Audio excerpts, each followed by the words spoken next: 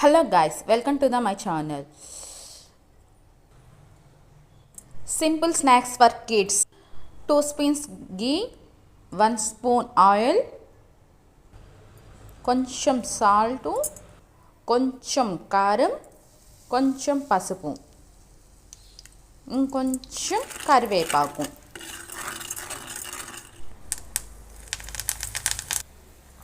అవి కొంచెం ఫ్రై అయిన తర్వాత కొంచెం బొరుగులు, వాటికి సరిపడా అంత మొత్తం కలిసేలాగా కలుపుకుంటే టేస్టీ స్నాక్స్ రెడీ అయిపోతుంది. Thanks for the watching. Please like and subscribe.